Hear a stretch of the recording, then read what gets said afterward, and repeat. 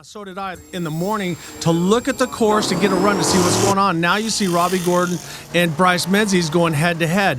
Bryce has the inside line in the first left-hand turn, but then Robbie has the right-hand turn coming up, and that'll put him on the inside. So let's see who comes out with the whole shot. Remember what Robbie Gordon said a little earlier. We're going to see who has the speed, and we're about to see it right now. Gordon runs high there.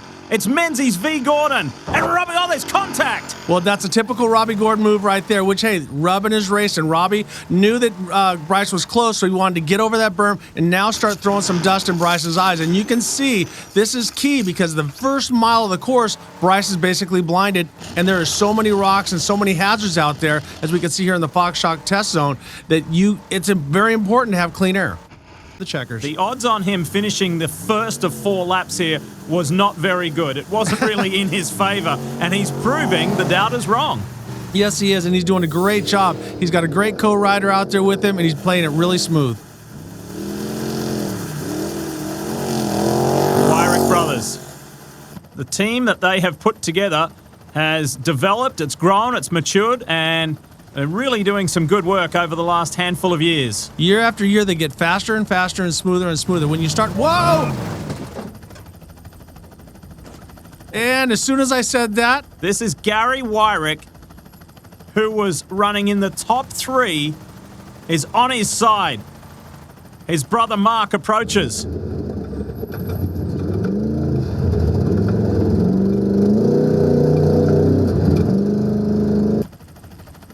Oh, and he's going to help. I was going to say, you got to make sure that you help your brother out. So what he's trying to do, push him back over. Oh, wait, not yet.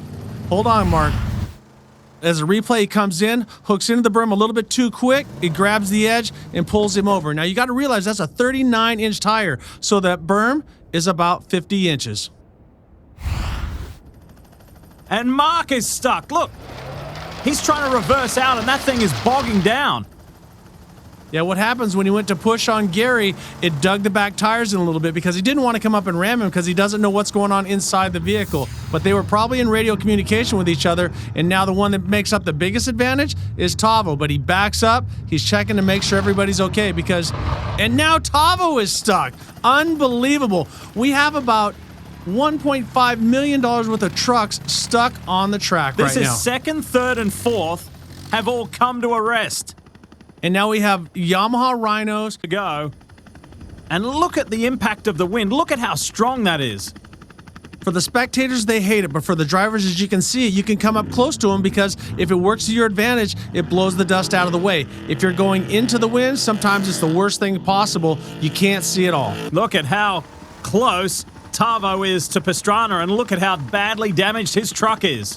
Well, Lee, these are fiberglass bodies, and they're on there for that reason. So if something happens, they don't peel up and they don't become a hazard to the drivers. If they do, they just peel away. Here we see Tavo catching up to Travis, and Travis is catching 2 buggies as well. So we have a race in the middle of the desert. This is brutal. Can you even imagine how poor the visibility is there? But it's not stopping Tavo as he comes up on Travis Pastrana. Right now, he's got him in sight. It's going to come up, give him a bump like, hey, guess what? I'm here. Time to get out of the way and let me go by.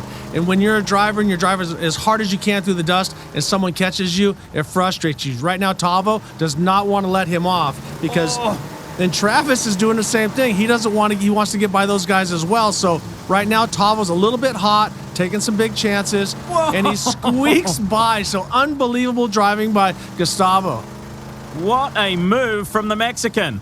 That was forceful. Now, you might think, well, his navigator can't see anything. Well, he doesn't need to see anything. He's looking down at the GPS and letting him know if he's to the right of the track or on the track and what's coming up in any big holes that they... Pastrana, who is running awesome at the moment.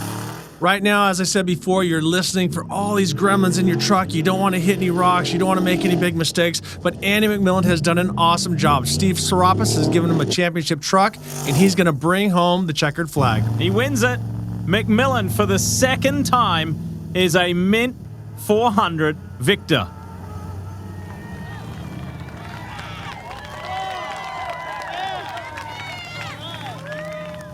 Fantastic.